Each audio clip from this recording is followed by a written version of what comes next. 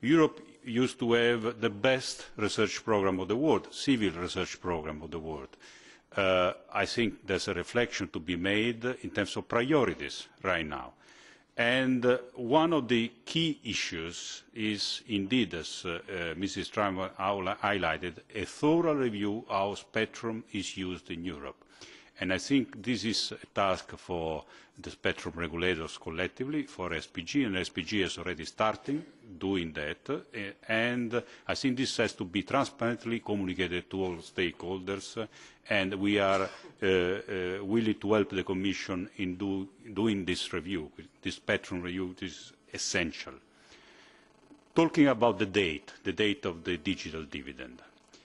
The RSPG members are aware that it is a point of essence, and the RSPG members are also aware that if necessary, I'm prepared to take a vote on this point.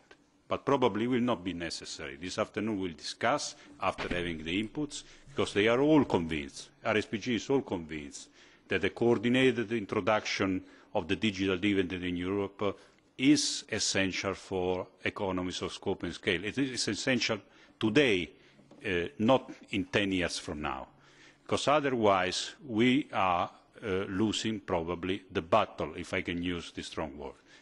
So RSPG is aware. There's a discussion transparently. I'm telling you, I told you at the beginning of the presentation, whether RSPG wants to recommend a mandatory date, wants to recommend a target date. It's fair to say there's a little discussion going on, and it will go on this afternoon.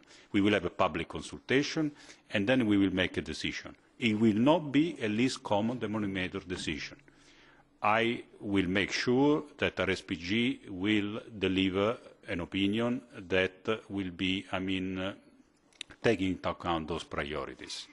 And believe me, RSPG is fully aware of the importance of the date, and that the date cannot be in 20 years from now, because this is the first essential step. Of course, some commentators said digital dividend is not everything. There are other policy objectives. But it's the first stepping stone of the programme. And the date is the first, most significant signal we give internally to the external world of the commitment of Europe. The other point is about coordination of spectrum regulators and coordination outside, our action outside Europe. Mrs. Trautmann has again very rightly pinpointed of the evolution of the framework and of the possibilities under the Lisbon Treaty. Of course, it's not up to the RSPG. The RSPG is an advisor and will suggest that there are possibilities to the Commission. Then the Commission will propose to Parliament and Council, and that will be up to the political discussion. But indeed, the tools and the possibilities are there, legally speaking, for Europe to speak with a single voice. Sorry, if allow me one very last point. I forgot in my presentation to mention that this year RSPG is tackling the issue of radio broadcasting. So I really want to reassure the Minister that we are taking very seriously the issue of radio broadcasting. This does not mean, as we read in some websites, that RSPG wants to close FM.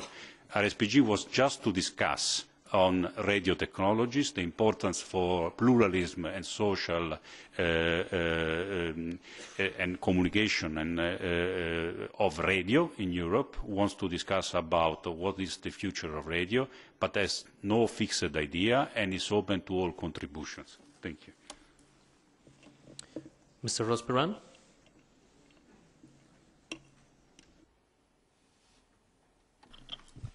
Sí, bien, empezando por este último.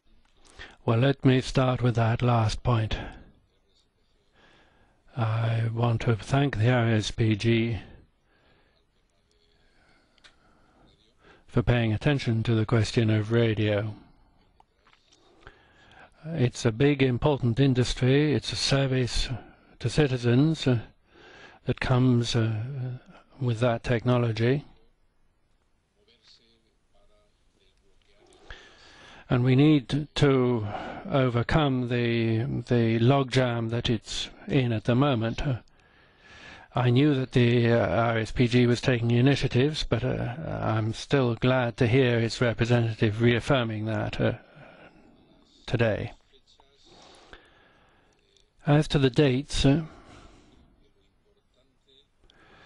let me say again that I think the important thing is to set down the route, and in the route map there will be short-term, medium-term and long-term dates. But the key thing is to set down when things will happen, including the very short-term ones. But in this plan, we also need to mention the things that are due to happen in 10 or 15 years' time. Because if the technology is to be ready in years' time, very often we need to be starting to work now.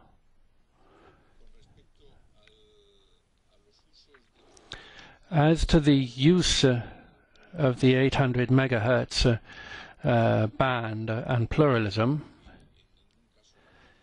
I can't see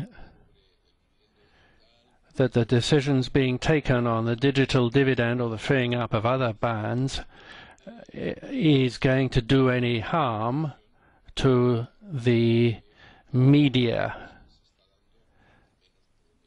because the media, at least as far as I can see in Spain, are being given more room with which, more space with which to put over their messages than they used to analogically. And the analog window is not being closed off until digital has at least as much coverage as analog used to. So I can't see that there's any potential conflict.